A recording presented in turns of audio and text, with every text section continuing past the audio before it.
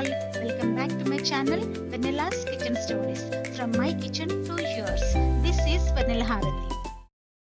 ఈరోజు మన వీడియోలో బ్యాచిలర్స్ కానీ బిగినర్స్ కానీ ఇలా ఆన్సైట్కి వచ్చిన వాళ్ళు కానీ ఎంతో ఈజీగా హెల్తీగా ఇంట్లోనే బేబీ పాలక్ ఫ్రై ఎలా తయారు చేయాలో చూసేద్దాం. In general baby palak is also called as baby spinach. ఇది చాలా హెల్తీ, కాల్షియం అండ్ ఐరన్ ఫుల్గా ఉంటుంది and also very rich in vitamins A, C, K. Very సింపుల్గా ఇంట్లోనే చేసుకోవచ్చు. ఈ వీడియో ఎస్పెషల్లీ ఫర్ బిగినర్స్కి చాలా హెల్ప్ అవుతుంది. అలాగే ఇదే వీడియోలో మనం మన ఇంట్లోనే కర్రీ పఫ్స్ ఎలా ప్రిపేర్ చేసుకోవాలో చూసేద్దాం. ఎస్పెషల్లీ అబ్రాడ్లో ఉన్న వాళ్ళు దేశీ ఫుడ్ని మిస్ అవుతూ ఉంటారు కదా. సో అబ్రాడ్లో ఉన్న వాళ్ళు కూడా ఇంట్లోనే ఈజీగా కర్రీ పఫ్స్ ఎలా ప్రిపేర్ చేసుకోవాలో చూసేద్దాం. So let's get in to our video of making baby spinach fry curry. కావాల్సిన ఇంగ్రీడియంట్స్ ఒకసారి చెక్ చేసుకోండి. చాప్ చేసిన ఆనియన్స్, చాప్ చేసిన గ్రీన్ చిల్లీస్ అండ్ అలాగే క్రష్డ్ గార్లిక్ కొంచెం ఎక్కువే తీసుకోవాలి. అండ్ రెడ్ చిల్లీస్ ఒక 4 or 5 వరకు తీసుకోవచ్చు. ఇక్కడ గార్లిక్ చాలానే వేసుకోవచ్చు, గ్రీన్ లీఫీ వెజిటబుల్ కాబట్టి గార్లిక్ చాలా బాగుంటుంది. ఇక్కడ నేను 500 grams బేబీ స్పినాచ్ అనేది తీసుకున్నాను. సో ఆల్రెడీ వాష్ చేసి దాన్ని డ్రైన్ అవుట్ చేస్తున్నాను. ఇక్కడ మోస్ట్ ఆఫ్ ద కర్రీస్లో మనము జింజర్ గార్లిక్ పేస్ట్ వేస్తాము ఆర్ జింజర్ అండ్ గార్లిక్ కలిపి వేస్తాము. కానీ ఈ కర్రీలో గార్లిక్ మాత్రమే వేస్తాము, అది కూడా కొంచెం ఎక్కువ గార్లిక్ వేస్తాము. గార్లిక్ చాలా మంచిది హెల్త్కి. అన్ని కర్రీస్లో మనం గార్లిక్ ఎక్కువగా యూస్ చేసే ఛాన్స్ అనేది మనకి రాదు, బట్ ఇలాంటి కర్రీస్లో మాత్రం మనం కావలసినంత గార్లిక్ వేసుకోవచ్చు. స్టవ్ ఆన్ చేసి ప్యాన్ పెట్టుకొని హీట్ అయ్యాక ఆయిల్ వేసుకుందాం. ఆయిల్ కూడా కొంచెం హీట్ అవ్వనివ్వాలి.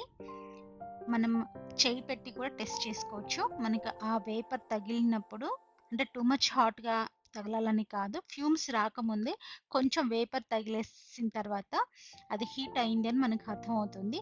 సో ఆ టైంలో మనం జీరా వేసేసుకుందాం. జీరా ఇన్స్టాంట్గా స్ప్లట్టర్ అవుతుంది అంటే ఆయిల్ మంచిగా హీట్ అయింది అని అర్థం.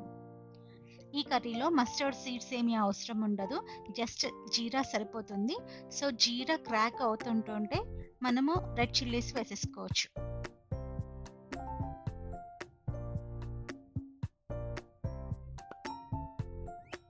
రెడ్ చిల్లీస్ చక్కగా ఆయిల్లో ఫ్రై అయ్యేలాగా స్టిర్ చేసుకోవాలి, లేకపోతే కారంగా ఉండే ఛాన్స్ ఉంటుంది. రెడ్ చిల్లీస్ ఫ్రై అవ్వగానే గ్రీన్ చిల్లీస్ వేసేయచ్చు.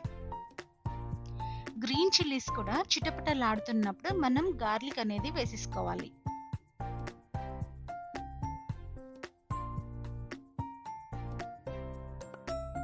గార్లిక్ కూడా వేసుకున్నాక అన్నీ ఒకేసారి కలుపుకోవాలి.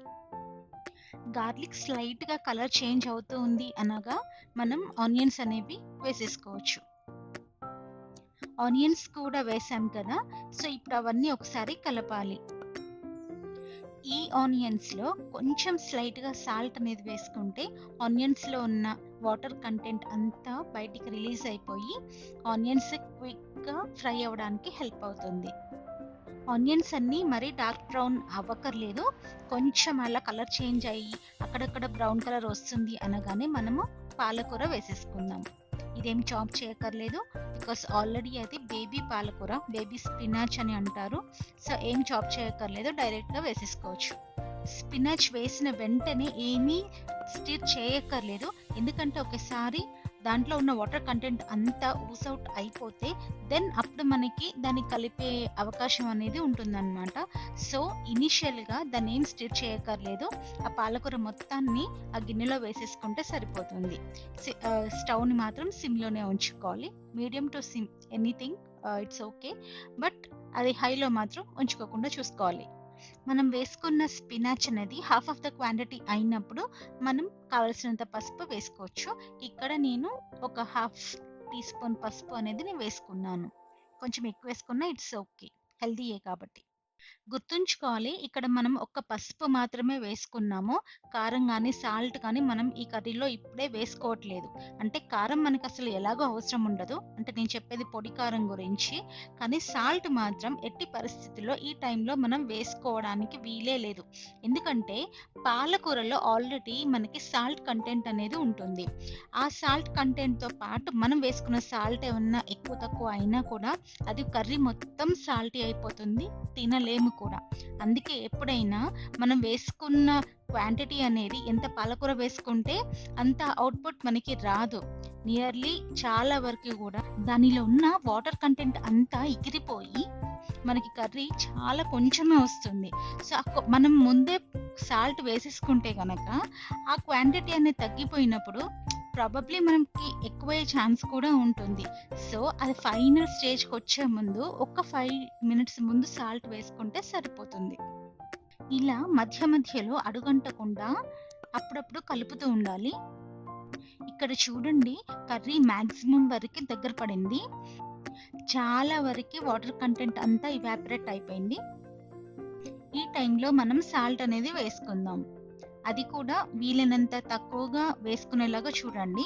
ఎందుకంటే తర్వాత మళ్ళీ మనం యాడ్ చేసుకోవచ్చు కానీ ఒకేసారి ఎక్కువ వేసుకున్నా కూడా కర్రీ అంతా సాల్టీ అవుతుంది.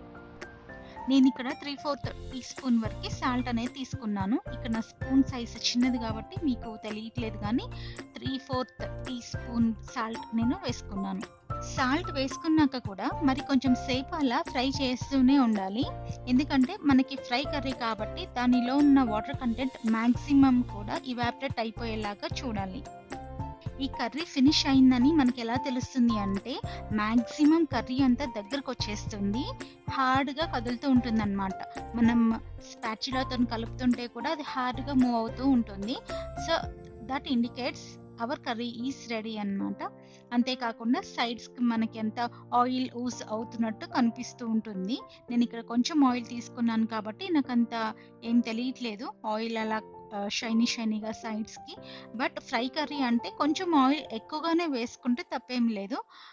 బట్ కొంతమంది ఫిట్‌నెస్ ఫ్రీక్స్ ఉంటే మాత్రం తక్కువ ఆయిల్ తీసుకోవచ్చు. కానీ ఇలాంటి కర్రీస్‌కి కొంచెం ఆయిల్ ఎక్కువ ఉంటేనే బావుంటుంది. ఎందుకంటే లీఫీ వెజిటబుల్ కాబట్టి. లేకపోతే కొంచెం లైక్ పసరు పసరుగా టేస్ట్ అనేది ఉంటుంది. బట్ ఇక్కడ నా విషయంలో మాత్రం కొంచెం ఆయిల్ తగ్గించాలనే ఇంటెన్షన్‌తోని అది కొంచెం టేస్ట్ కొంచెం తక్కువున్నా పర్వాలేదన్న ఆలోచనతోనే నేను తక్కువగా వేసుకున్నాను ఆయిల్.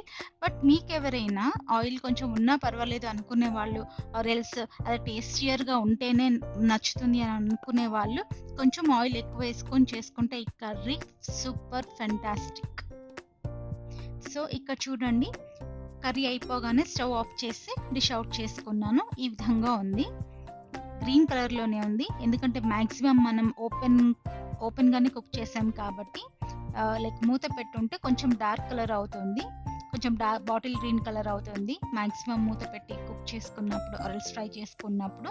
ఇక్కడ మనం మాక్సిమం వీలైనంత వరకు ఓపెన్‌గానే ఫ్రై చేసుకున్నాం కాబట్టి కర్రీ అనేది గ్రీన్ కలర్‌లోనే అలా ఉండిపోయింది. Let's go into hour second recipe. ఇంట్లోనే పఫ్స్ ఎలా చేసుకోవాలో చూసేద్దాం. ఇక్కడ నేను 2 ఎగ్ పఫ్స్, 2 కర్రీ పఫ్స్ చేశాను.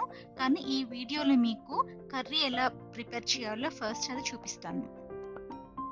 ఒక పాన్ తీసుకొని దాంట్లో మనకు కావాల్సినన్ని పొటాటోస్ వేసుకొని వాటర్ పోసి బాయిల్ చేసుకోవాలి.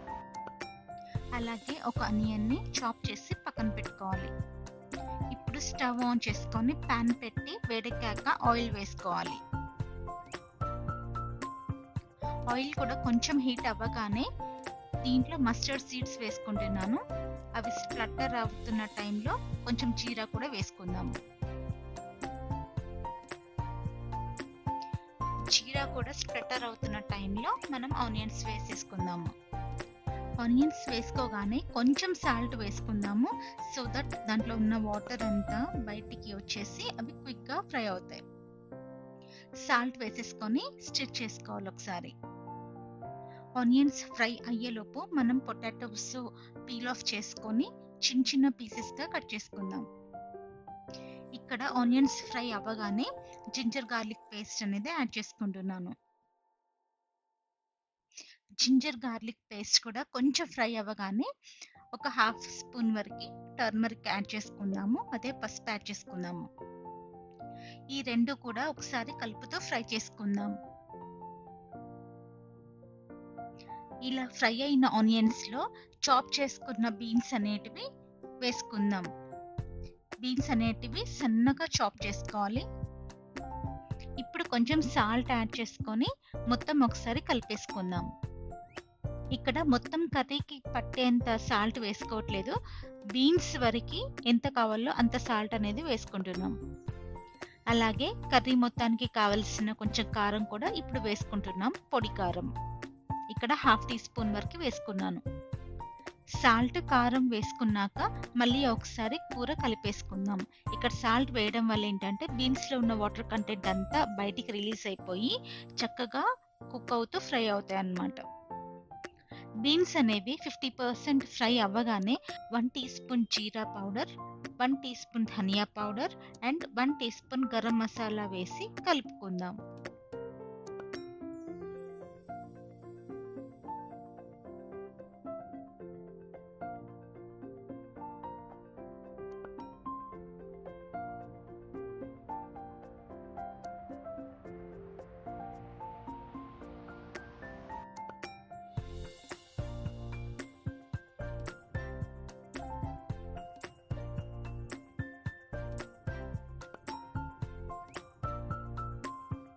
మనం ఆల్రెడీ పీల్ చేసి కట్ చేసి పెట్టుకున్న పొటాటోస్ ఉన్నాయి కదా, సో అవన్నీ వేసేసుకుందాం. కుదిరితే ఆల్రెడీ మ్యాష్ చేసుకొని యాడ్ చేసుకోవడం బెటర్, లేదంటే ఆల్రెడీ బాయిల్ అయి ఉన్నాయి కాబట్టి మీరు డైరెక్ట్గా వేసేసుకోవచ్చు. అవి ఇంకొంచెం లిటిల్ బిట్ కుక్ అయిపోయాక మనం వాటిని మ్యాష్ చేయాల్సిన అవసరం ఉంటుంది.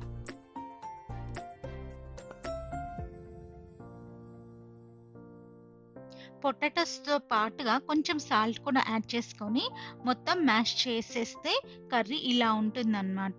సో ఇలా దగ్గరికి అండ్ సాఫ్ట్గా ఉండాలి. సో ఇప్పుడు మనం ఇది స్టఫింగ్కి కరెక్ట్గా ఉంటుంది. కొంచెం కూల్ అవ్వనివ్వాలి, అప్పుడే స్టఫింగ్కి వీలవుద్ది. ఇప్పుడు ఇక్కడ ఈ ప్యాకెట్ చూడండి, ఈ ప్యాకెట్‌ని పఫ్ పేస్ట్రీ కేక్స్ అని అంటారు. ఈ పఫ్ పేస్ట్రీ కేక్స్ అంటే మనకి already instant curry puff sheets పైన షీట్స్ ఉంటాయి కదా, అవి ఇన్‌స్టంట్‌గా ఫ్రోజన్ సెక్షన్‌లో దొరుకుతాయి. నెదర్లాండ్స్‌లో ఉన్న వాళ్ళకైతే ఇది సుపరిచితమే. అల్బర్టైన్‌లో మాత్రం దొరుకుతుందనమాట. ఒక్క అల్బర్టైన్ కాదు, ఎక్కడైనా యంబో కానీ, అల్బర్టైన్ కానీ, లిడిల్ ఎక్కడైనా దొరుకుతాయి. నాట్ ఓన్లీ ఇన్ నెదర్లాండ్, ఇది ఇండియాలో కూడా దొరుకుతాయి. మనకి ఇన్‌స్టామార్ట్‌లో కానీ, జెప్టో, బ్లింకిట్, అంతేకాకుండా ఎనీ ఆన్‌లైన్ మార్కెట్‌లో కూడా దొరుకుతాయన్నమాట. ఈ పఫ్ పేస్ట్రీ షీట్స్‌ని నేను పాలతోని అలా బ్రష్‌తోని అప్లై చేస్తున్నాను 4 సైడ్స్‌కి కూడా, in order to close the edges. ఇప్పుడు నేను చేసుకున్న కర్రీని ఈ పఫ్ పేస్ట్రీ షీట్స్‌లో స్టఫ్ చేస్తాను.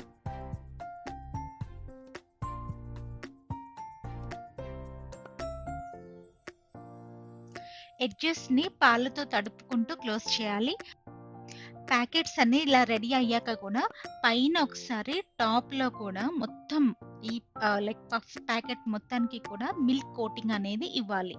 ఆ మిల్క్ కోటింగ్ ఇచ్చాకే 220 డిగ్రీ సెంటీగ్రేడ్ 10 మినిట్స్ ప్రీహీట్ చేసి 20-25 మినిట్స్ బేక్ చేయాలి. Finally the output is here. Taste మాత్రం టాప్ నాచ్‌లో ఉంది, డౌటే లేదు.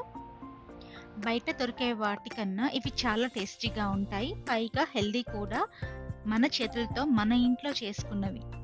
Thank you for watching. Like, comment, share and subscribe.